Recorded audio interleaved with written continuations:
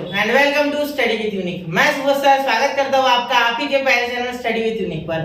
बच्चों इस लेक्चर में हम पेयर ऑफ स्ट्रेट लाइन का जो भी बेसिक्स है वो डिस्कस करने जा रहे हैं और साथ ही में हम ये चैप्टर का फर्स्ट लेक्चर देने जा रहे हैं आपको और इसी में पूरा बेसिक्स 11th प्लस 12th ठीक है वो हम पूरा कवर करेंगे। हमने एक्चुअली जो पेयर ऑफ स्ट्रेट लाइन है ठीक है ये चैप्टर पढ़ने से पहले 11th में पढ़ा है स्ट्रेट लाइन। 11th में जब हमने स्ट्रेट लाइन पढ़ा था बच्चों तब हमने इस चैप्टर में एक स्ट्रेट लाइन का इक्वेशन कैसे बनाते हैं ये सीखा था, साथ में हमने शिफ्ट ऑफ ओरिजिन वगैरह देखा था। लेकिन जितना कॉन्सेप्ट 12th में रिक्वायर्ड है उतना पढ़ेंगे और उसके सहारे में आपको 12th के कॉन्सेप्ट्स जो है वो आपके क्लियर करूंगा ठीक है। पहले मैं आपको 11th का पूरा डिटेल कॉन्सेप्ट इस लेक्चर में बताऊंगा, फिर इस लेक्चर में मैं थोड़ा सा आपको एक रिव्यू दूंगा कि आप 12th स्टैंडर्ड में क्या क्या सीखने वाले हो और उसके बाद अगले लेक्चर से जब भी मैं लेक्चर स्टार्ट करूंगा ठीक है एक्सरसाइज का पहला लेक्चर, जैसे सपोज एक्सरसाइज 4.1 है क्योंकि फोर्थ चैप्टर है मैथ्स 1 का, सॉरी ये मैथ्स 2 हो गया या मैथ्स 1 चाहिए हमें ठीक है, मैथ्स 1 का चैप्टर है ये मैथ्स 1 का ठीक है। तो देखो मैथ्स 1 का ये फोर्थ चैप्टर है तो 4.1 जैसे ही आएगी तब मैं आपको 4.1 का पूरा स्टार्टिंग में बेसिक्स बताऊंगा, फिर मैं जब आगे बढ़ूंगा तो उसके एक दो लेक्चर तो लगेगी एक एक्सरसाइज की क्योंकि बड़ी बड़ी एक्सरसाइजेस होती है। तो अगले एक्सरसाइज को शुरू करने से पहले उसका बेसिक्स उसी लेक्चर में फिर उस एक्सरसाइज के बारे में बात करेंगे हो सके तो, वरना सिर्फ बेसिक्स मतलब हर एक्सरसाइज के साथ मैं आपको बेसिक्स बताता चलूंगा ना कि इस एक लेक्चर में पूरा। अगर पूरा एक लेक्चर में बता दूंगा तो कहीं ना कहीं आपको दिक्कत जा सकती है, आपको इतना सारा याद नहीं रहने वाला है ठीक है। इसीलिए मैं थोड़ा थोड़ा आपको खिलाऊंगा जिससे आपको खाने में मजा आए और मुझे खिलाने में ठीक है, मतलब पढ़ाने में ठीक है। चलिए तो अब देखिए बेटा अब हम पढ़ने वाले हैं पेयर ऑफ स्ट्रेट लाइन में का सिर्फ स्ट्रेट लाइन, क्योंकि 11th में सिर्फ हमें स्ट्रेट लाइन था ठीक है। तो सबसे पहले स्ट्रेट लाइन का इक्वेशन हमने ऑलरेडी 10th स्टैंडर्ड में जब ग्राफिकल मेथड की थी लीनियर इक्वेशंस इन टू वेरिएबल्स में वहां पढ़ चुके ठीक है। जैसे कि आप जानते हो ax plus by plus c = 0 ये होता है स्ट्रेट लाइन का इक्वेशन ठीक है, अगर वो ओरिजिन से पास नहीं हो रही है तो ठीक है। हाँ बिल्कुल बेटा ठीक है सर, आप बोलोगे ये तो हमें पता है ठीक है। फिर हमने स्लोप सीखा था सबसे पहले, स्लोप याद है आपको, स्लोप ये तो 9th स्टैंडर्ड में सीख लिया था आपने। स्लोप यानी m से डिनोट होता है और इसे बोलते हैं tan थीटा। tan थीटा इसका एक फार्मूला होता है और दूसरा जो स्लोप का फार्मूला होता है वो होता है y2 - y1 upon x2 - x1। अगर आपकी एक लाइन है AB सपोज ठीक है, A के कोऑर्डिनेट है x1, y1 और B के है x2, y2 ठीक है। अब ध्यान देना यहाँ फिर इसका और एक फार्मूला हो सकता है y1 - y2 upon x1 - x2। दोनों फार्मूले वैलिड है बेटा, कोई भी आप लिख सकते हो ठीक है, समझ गए ठीक है। अब ये स्लोप से ही स्ट्रेट लाइन की असली पहचान है सच बोलो ठीक है, क्योंकि स्लोप ही ये चीज है जो हमें यहाँ सबसे ज्यादा हम इसके बारे में बात करेंगे ठीक है। अब दो तीन चीजें और बता देता हूँ जो कि आपने 11th में ऑलरेडी पढ़ रखी है ठीक है। फिर हम बढ़ेंगे कि कौन कौन से तरीके होते हैं to write the equation of a straight line ठीक है, जैसे कि स्लोप इंटरसेप्ट फॉर्म हो गया, डबल इंटरसेप्ट फॉर्म हो गया ठीक है, ऐसे और 4-5 टाइप से उनके बारे में बात करेंगे ठीक है। पहले मैं आपको स्लोप के बारे में डिटेल में बता देता हूँ ठीक है। अगर एक लाइन है, अगर एक स्ट्रेट लाइन है सपोज L1 ठीक है, जिसका स्लोप है M1, क्या है M1 ठीक है, और एक लाइन L2 है जिसका स्लोप है M2 ठीक है, और ये एक दूसरे से पैरेलल है, मतलब L1 is parallel to L2 कुछ इस तरीके से। ये देखो ये सपोज L1 है और ये सपोज L2 है ठीक है, तो इन दोनों का स्लोप हो जाएगा बेटा इक्वल, मतलब slope M1 is equal to slope of M2, इन दोनों का स्लोप इक्वल, क्यों क्योंकि ये पैरेलल है ठीक है। देयरफॉर स्लोप ऑफ पैरेलल, ये पैरेलल है, लाइंस आर इक्वल, देख रहे हो आप इक्वल है ठीक है, आर इक्वल ठीक है, समझ रहे हो ठीक है।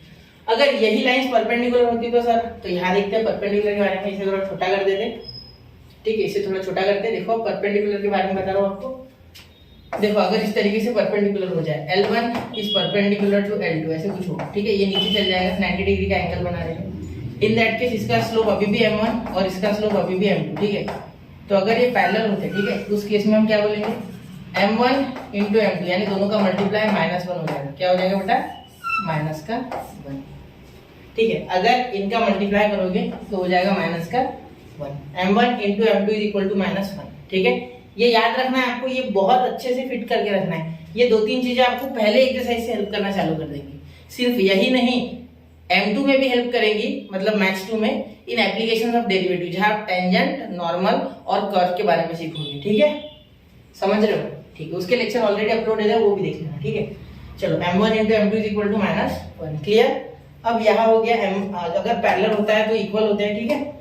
अलग पेन से लिख देता हूँ जिससे कि आपको आसानी हो समझने में। ये हो गए फर्स्ट केस, ये हो गए सेकंड केस। पैरेलल है तो ये पैरेलल, ये परपेंडिकुलर, ठीक है। पैरेलल के लिए ये है, ठीक है, और परपेंडिकुलर के लिए ये है, ठीक है। तो ये रिलेशन होता है, ठीक है। ये आपको रिलेशन अच्छे से याद होना चाहिए, ठीक है। चाहो तो आप इतना नोट कर लो बेटा। फिर बढ़ते हैं हम स्ट्रेट लाइन की इक्वेशंस कैसे लिखते हैं इसकी ओर, ठीक है। तो स्ट्रेट लाइंस, इनके बारे में बात करेंगे हम, ठीक है। तो यहाँ तक हमने पढ़ा है सिर्फ स्ट्रेट लाइन, ठीक है, सिर्फ स्ट्रेट लाइन पढ़ा था हमने 11th में। अब हम सीखेंगे स्ट्रेट लाइन जब इंटरसेक्ट करे तो, ठीक है। वैसे 11th में हमने स्ट्रेट लाइन इंटरसेक्ट करने के बाद इनमें जो एंगल थीटा बनता है उसके बारे में बात किया था, जिसमें होता था formula tan theta is equal to m1 minus m2 upon 1 plus m1 into m2, ठीक है। लेकिन उसके बारे में भी थोड़ा सा और अच्छे से जानेंगे, ठीक है। ये शायद आपको नहीं दिख रहा होगा, इसका लोड मत लो, ये मैं आपको और बताऊंगा, ठीक है। फिलहाल तो हम अभी स्ट्रेट लाइन क्या होता है, स्लोप क्या होता है, यही बता रहा हूँ आपको फिलहाल में। अभी स्ट्रेट लाइन के बारे में अच्छे से बात आगे करते हैं, ठीक है। इसे नोट कर लो आप। फिर बढ़ते हैं हमारे अगले टॉपिक की ओर, ठीक है, जिसमें मैं आपको बताऊंगा किस किस तरीके से आप स्ट्रेट लाइन का इक्वेशन लिख सकते हो, क्योंकि यहाँ भी आपको find the equation of pair of straight line या कंबाइंड इक्वेशन की बात की जाएगी इसमें। अब वो कंबाइंड इक्वेशन क्या होता है कि दो स्ट्रेट लाइन की इक्वेशन आएगी अलग अलग और उनको आपको साथ में मल्टीप्लाई करना है, ठीक है, मतलब उनका प्रोडक्ट करना है, इक्वल टू 0 लेना है। यानी यहाँ पे एक फॉर्मूला यूज करोगे u into v is equal to 0। इसके बारे में भी मैं आपको जब 12th का बेसिक्स अभी स्टार्ट करूंगा तब बताऊंगा, इसी लेक्चर में बताऊंगा, ठीक है। पहले 11th का देख लो, ये इतना समझ गया, नोट कीजिए 1 2 एंड 3, तो नोट कर लिया बच्चों। चलिए अब हम हमारे अगले टॉपिक की ओर बढ़ते हैं, इक्वेशन ऑफ स्ट्रेट लाइन। ये कैसे लिखते हैं देखते हैं, ठीक है। इक्वेशन ऑफ स्ट्रेट लाइन कैसे लिखते हैं वो देखेंगे, ठीक है। इसके 6 फॉर्म्स है टोटल, ठीक है, जो आपने 11th में ऑलरेडी पढ़ रखा है। अगर आपने पेयर ऑफ स्ट्रेट लाइन पढ़ा है तो मतलब आपने स्ट्रेट लाइन पढ़ा है, तो अगर नहीं पढ़ा है तो अभी आपको मैं बता दूंगा जितना इंपॉर्टेंट है। इसमें के 1-2 फॉर्म ऐसे हैं जो आपको सीटी में काम में आएंगे। ये चैप्टर एक्चुअली स्ट्रेट लाइन सीटी में भी पूरा का पूरा 11th प्लस 12th और ये बेसिक आपको वहां भी काम आएगा, ठीक है। चलिए देखिए, जितना डिटेल होगा उतना बताऊंगा, ठीक है। तो आप सबसे पहले देखिए बेटा स्लोप पॉइंट फॉर्म, ठीक है। अब स्लोप पॉइंट फॉर्म देखो, इसमें आपको इस तरीके से एक लाइन रहेगी, ठीक है, जिसमें कोई एक पॉइंट रहेगा, ठीक है। सपोज ये पॉइंट ए है, इसके कोऑर्डिनेट है x1, y1, ठीक है। और आपको सिर्फ इसका स्लोप पता है जो कि है m। तो किस तरीके से आप इसका इक्वेशन लिखोगे, तो इसका इक्वेशन आपका हो जाएगा y minus y1 is equal to m in bracket x minus x1। तो ये सबसे आसान फॉर्म है बेटा, ठीक है। अब देखो आपको एक ही पॉइंट पता है, स्लोप पता है, उस केस में आपको स्लोप पॉइंट फॉर्म लगाना है। इसका नाम देखो, स्लोप पता है, पॉइंट पता है और उसका फॉर्म बनाना है इक्वेशन ऑफ लाइन का, ठीक है, ऐसे समझो। तो स्लोप और पॉइंट जब दिया रहेगा आपको, एक पॉइंट और स्लोप, तो आप स्लोप पॉइंट फॉर्म का यूज करेंगे, ठीक है। मैक्सिमम क्वेश्चंस में हम हमारे जो टाइप रहने वाले पेयर ऑफ स्ट्रेट लाइन में जो क्वेश्चन करने वाले एक्सरसाइज के, मैक्सिमम एक्सरसाइज हो या फिर वो मिसलेनियस हो, मैक्सिमम क्वेश्चन इसी फॉर्म से हो जाएंगे, ठीक है। अब देखो 2 पॉइंट फॉर्म, 2 पॉइंट फॉर्म यानी इसमें क्या होगा, एक लाइन होगी बेटा, ठीक है। ये सपोज ए पॉइंट है, ये सपोज बी पॉइंट है, इसके कोऑर्डिनेट है x1, y1, इसके कोऑर्डिनेट है x2, y2, x2, y2, ठीक है। अब ध्यान देना, यहाँ अगर आप लिखो तो क्या हो जाएगा, देखो y माइनस y1, या इस तरीके से ना लिखते हुए आप यहाँ लिखना, यहाँ इजी है, ठीक है। देखो यहाँ हो जाएगा y minus y1 upon y1 y2 minus y1 is equal to x minus x1 upon x2 minus x1, ठीक है। ये आपका 2 पॉइंट फॉर्म हो जाएगा, ठीक है। कैसे आया ये, ठीक है, ध्यान देना, लिखते समय याद रखना, एक y आना चाहिए आपका, पहले फिर y1 माइनस करना, फिर y2 में से भी y1 माइनस करना, फिर x में से x1 और फिर वापस से x2 माइनस x1। इस तरीके से आपका ये फॉर्म आ जाएगा। देखो क्या हुआ, y माइनस y1 पहला कोऑर्डिनेट आएगा, फिर y2 माइनस y1 उसके नीचे जस्ट, फिर x माइनस x1 और x2 माइनस x1। इसमें किसी भी तरीके की स्लोप की आवश्यकता नहीं है, इसीलिए इसे कहा गया है 2 पॉइंट फॉर्म। मतलब 2 पॉइंट से आपका काम हो जाएगा, आपका पेयर ऑफ लाइन आ जाएगी, ठीक है, मतलब इक्वेशन ऑफ लाइन आ जाएगी। अब ये फॉर्म्स कहाँ से आ रहे हैं सर, तो एक बार मैं आपको बता दूं, अभी हमने देखा था slope is equal to y minus y1 upon x minus x1, या आप बोलो y1 minus y2 x1 minus x2। तो ये इधर भी क्या है, देखो ये तो फॉर्म है, ठीक है, और इसी से ये फॉर्म बना है, ठीक है। लेकिन इसका डेरिवेशन हमें फिलहाल नहीं है, 11th में था वो। अगर डेरिवेशन ना भी पता हो, ये भी आपको पता हो, तो भी आप इक्वेशन बना लोगे, ठीक है। चलो यहाँ तक क्लियर है बात, एक बार नोट कर लो इसे, ठीक है, हो गया इतना। हाँ, अब देखिए, अब हम देखेंगे slope intercept form. Slope intercept form सबसे आसान है बेटा, ठीक है। तो यहाँ देखिए बेटा, इसमें क्या हो जाएगा, इसमें इस तरीके से आपकी y एक्सिस हो जाएगी यहाँ, और यहाँ x एक्सिस, ठीक है। इसमें दो है, ठीक है, दो टाइप है इसमें। एक होता है कि जिसमें आपको y इंटरसेप्ट मिलेगा, और एक होगा जिसमें जो आपकी लाइन है वो पास होगी थ्रू द ओरिजिन, ठीक है। ये ओरिजिन होता है ना यहाँ, क्योंकि ठीक है, यहाँ ओ लिख सकते हैं आप ओरिजिन, ठीक है। तो इसका स्लोप सपोज है, ठीक है।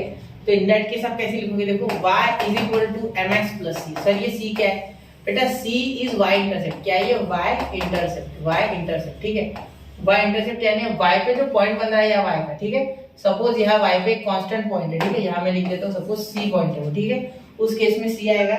लेकिन अगर ओरिजिन से पास हो रहा है, इफ पासेस, ठीक है, पासेस थ्रू ओरिजिन, थ्रू 0, 0 यानी ओरिजिन, ठीक है, तब आपका जो y इंटरसेप्ट है वो 0 हो जाएगा, मतलब c आपका 0 हो जाएगा। तो हो जाएगा y इक्वल टू mx। तो आपका इक्वेशन हो जाएगा y इक्वल टू mx, ठीक है। क्लियर है, ठीक है। अब देखिए डबल इंटरसेप्ट फॉर्म क्या होता है बेटा, ये सबसे आसान है, ठीक है, कोई मुश्किल नहीं इसमें। इसमें आपको क्या करना है, इस तरीके से आपको x एक्सिस और y एक्सिस बना लेनी है, ठीक है।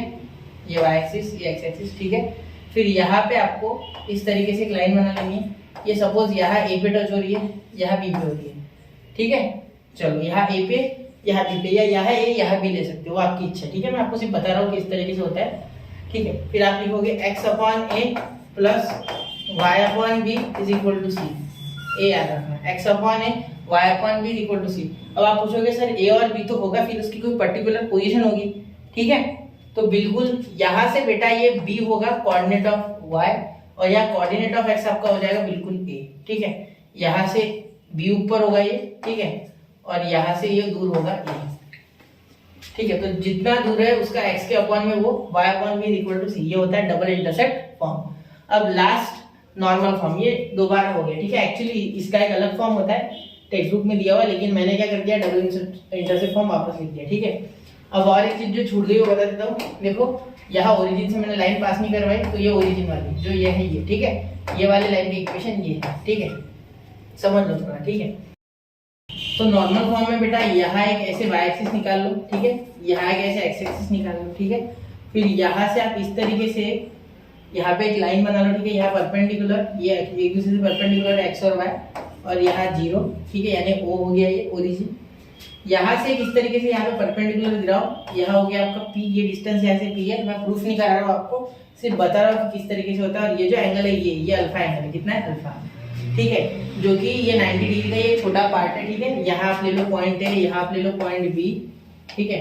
फिर यहाँ आपको इक्वेशन जब लिखना है तो आप लिखोगे बेटा, देखो इक्वेशन ध्यान से लिखना है, देखो x cos अल्फा, ठीक है, plus y sin alpha is equal to p। ये इसका इक्वेशन हो जाएगा, ठीक है। अब ये इक्वेशन आपको जटिल लग रहा होगा, लेकिन आपको इसका प्रूफ अगर देखना है तो आपको 11th की बुक रेफर करनी होगी। यहाँ मैंने डायरेक्टली आपको समझाया है, एक बार इसे जरूर देखना। ये सारे फॉर्म्स आपके कहीं ना कहीं काम में आएंगे, कहीं ना कहीं इनसे पाला जरूर पड़ने वाला है, तो जरूर इनको ध्यान से याद रखें, ठीक है। पहला कौन सा है, स्लोप पॉइंट फॉर्म, दूसरा 2 पॉइंट फॉर्म, तीसरा स्लोप इंटरसेप्ट फॉर्म, फिर उसी में y इंटरसेप्ट जब c है, जब y इंटरसेप्ट 0 है तब भी, ठीक है। फिर डबल इंटरसेप्ट फॉर्म, ये 2 बार हो गया था, ठीक है, इसलिए काट दिया। एक आता है नॉर्मल फॉर्म, ठीक है। वैसे ये 2 फॉर्म लिखे जाते हैं टेक्स्ट बुक में, मैंने डायरेक्टली बताया आपको, ठीक है, क्योंकि ये मैंने डबल लिख दिया था गलती से। तो नॉर्मल फॉर्म, ठीक है। तो यहाँ ये 11th का इतना ही बेसिक्स था जो हमें काम का था, इतना पहले नोट करो, फिर मैं आपको आगे बताता हूँ। 1 2 3 हो गया बेटा नोट, बिल्कुल।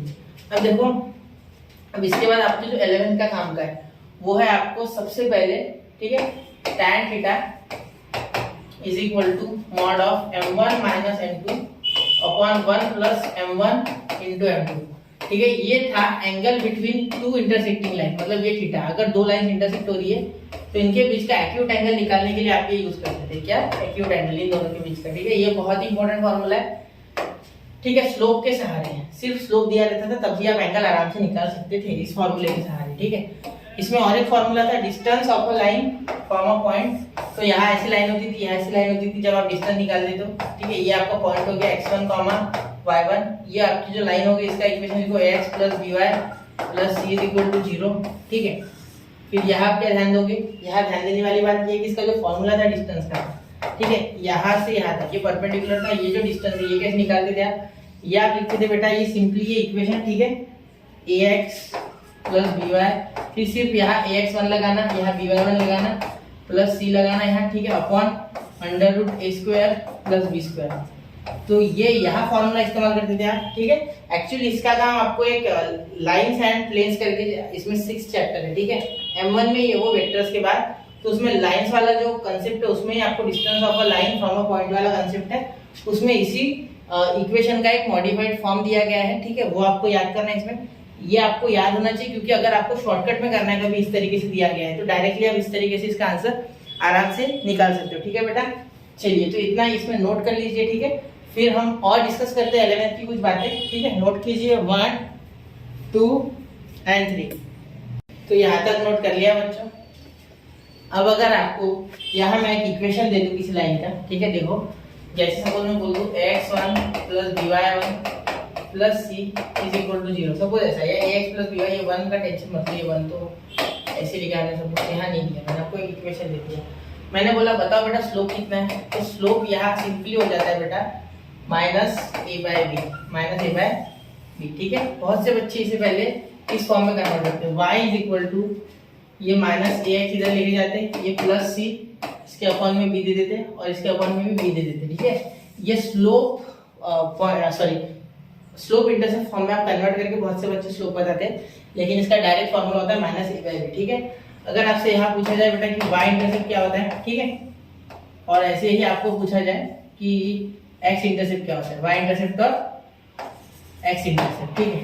यानी y पे कहाँ टच कर रही है ये, ठीक है, एक्सिस को, और x पे कहाँ टच कर रही है, ठीक है। तो आपका जो x इंटरसेप्ट होता है वो होता है माइनस c बाय a, ठीक है, और y इंटरसेप्ट जो होता है आपका वो होता है माइनस c बाय b, बिल्कुल, ठीक है।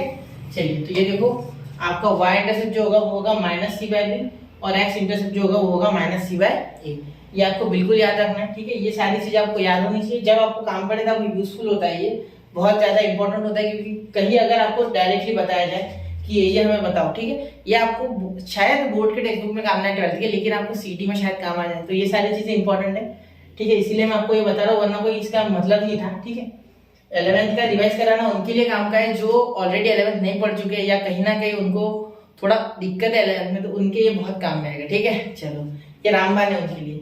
अब लास्ट में टॉपिक बता रहा हूँ, ठीक है। चलो, इसे स्टार्ट करता हूँ।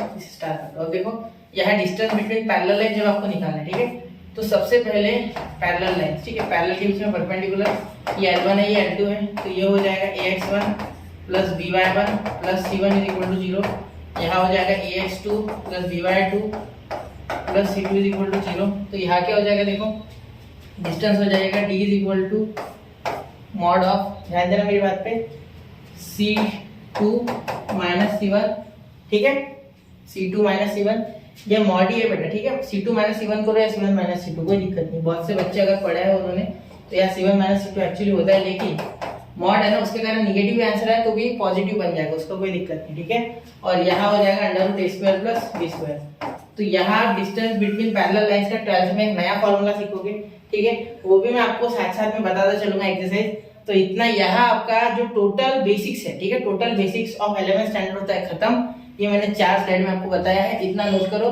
फिर मैं आपको 12th में कौन से एक्सरसाइज में क्या सीखना है उसके बारे में बात करते हैं, ठीक है। थोड़ा सा रिव्यू दूंगा 10 से 10 मिनट का, फिर मैं एक्सरसाइज के साथ ही बेसिक बताऊंगा, इसमें ज्यादा नहीं बताने वाला, ठीक है।